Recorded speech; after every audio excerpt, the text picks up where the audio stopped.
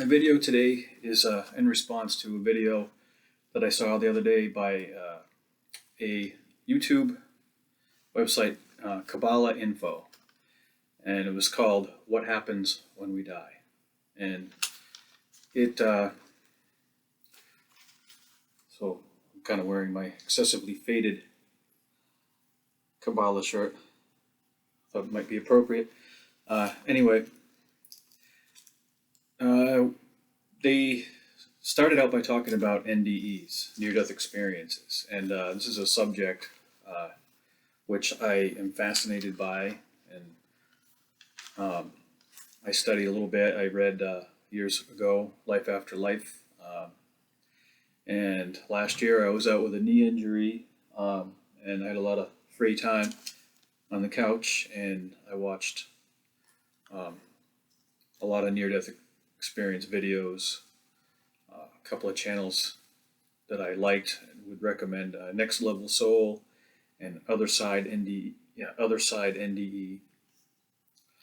Now, video disturbed me a little bit.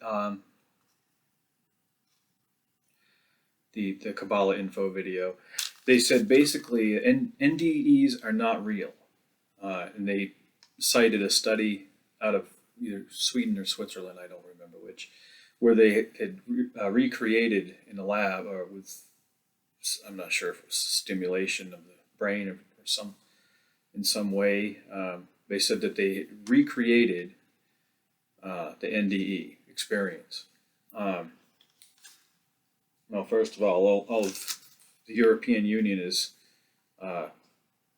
very atheistic, so they're going to go at lengths to try to prove their position. Besides that point, now I'm not sure how legitimate Kabbalah Info is as far as authenticity. They say they're authentic. They cite all these credentials and lineages and so forth. It seems to me they could be like an Americanized version of Kabbalah, like how in Buddhism we have an Americanized version of it here, where in meditation, the various stages that you experience, the visions and things, until you get to the highest point, everything else is all just the imagination. Where in Eastern authentic Buddhism, those stages are considered real, real places, not just in the mind.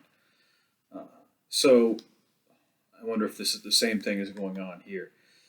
To me, this is all just reductionism. And I have to admit that I found the video so distasteful to me that I stopped the video short. I only watched the first, 10, 15 minutes, I don't remember. Just distasteful to discount personal experience. Now, if you know anything about Gnosticism, you know that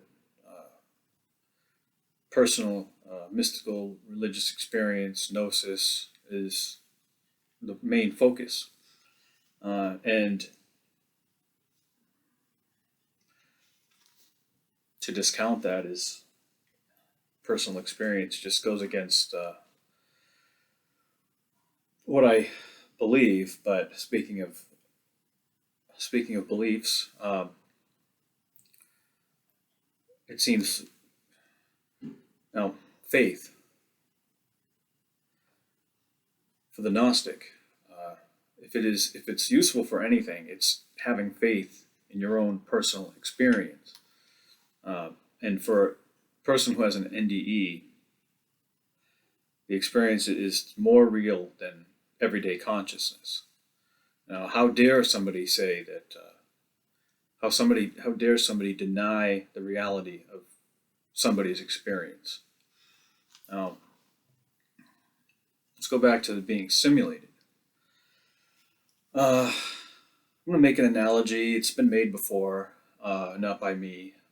It's not the greatest analogy, but if you look at the radio, say the radio is the brain, and radio wave is like the soul. Um, let's say an experiment. Let's say it is the soul, and somebody wanted to do an experiment to simulate. Oh, let's say the battery in the radio started to die or whatever, and it couldn't pick up the signal anymore, and the signal, being the soul, was was free of the mechanisms of the radio and could expand it out into the, and it had a whole different outlook and experience other than being trapped in that radio. And so then you have somebody coming along, oh, well, let's try to recreate that by maybe doing something to the circuitry to recreate the the signal being cut off from the radio. And they did it, and then the same thing happens. Well, how is it any different, really? Just because they could simulate it, if they did simulate it, how can you discount that as not valid?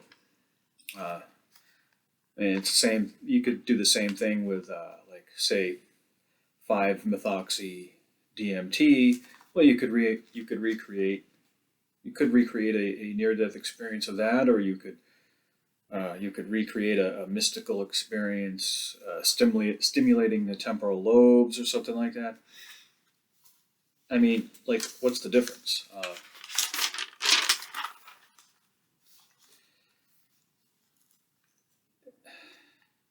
And do any of these things really simulate?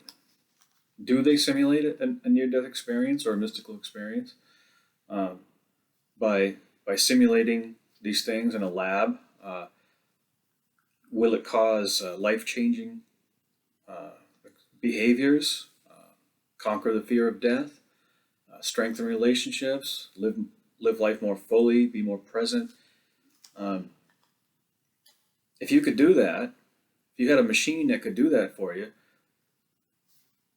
it seems to me that Kabbalah Info just shot themselves in the foot, because if you could actually have a machine that could do that for you, to do all those things, why would you need them? Why would you need any religion, really? Then you can make an argument that those things, something that does that is available.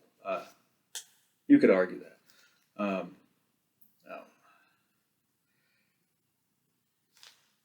going back to the DMT, Terence McKenna would say that psychedelics are more democratic. I think that's the word he used, democratic, than say meditation, which doesn't work for everybody.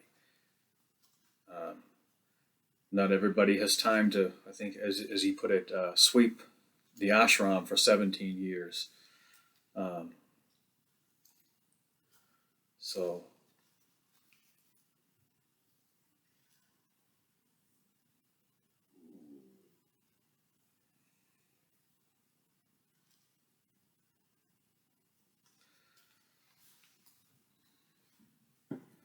So it's something to think about anyway.